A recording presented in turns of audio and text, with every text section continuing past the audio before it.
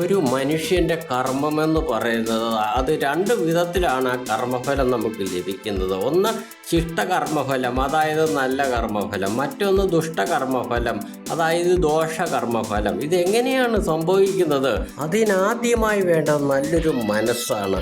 ആ മനസ്സുണ്ടെങ്കിൽ ചെയ്യുന്ന കർമ്മം ഏതാണെങ്കിലും അതിൻ്റെ യോഗ്യമായ രീതിയിൽ ചെയ്യാൻ കഴിയും. ഉദാഹരണത്തിന് ഒരു കറി വെച്ചാൽ ആ കറി എങ്ങനെ ഇരിക്കണമെന്ന് നാം കറി വെക്കും മുമ്പേ മനസ്സിലാക്കിയിരിക്കണം. അതിൻ്റെ രുചി, മണം, ഉപ്പ്, ആവശ്യത്തിനുള്ള ചേരുവകൾ. അല്ലാതെ കറി വെച്ചതിന് ശേഷമല്ല നാം ചിന്തിക്കേണ്ടത്. അങ്ങനെയൊന്നും ചിന്തിക്കാതെ വെച്ച കറി കഴിക്കാൻ കൊള്ളാതെ വന്ന ആകെ പഴികളും പരാതിയും കേട്ട് ഒടുവിൽ ആ കറി എടുത്ത് കളയുന്നു. ഇതിനാണ് ദുഷ്ടകർമ്മം എന്ന് പറയുന്നത്. അതിനു വേണ്ടി നാം ചിലവാക്കിയ സമയം, പണം, സാധനങ്ങളെല്ലാം അശ്രദ്ധ മൂലം ആർക്കും ഗുണപ്പെടാതെ നഷ്ടമായിരിക്കുന്നു.